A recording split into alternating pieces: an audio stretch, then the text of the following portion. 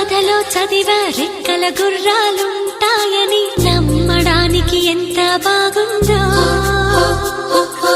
బాలమిత్ర కథలో చదివా పగడపు దీవులు ఉంటాయి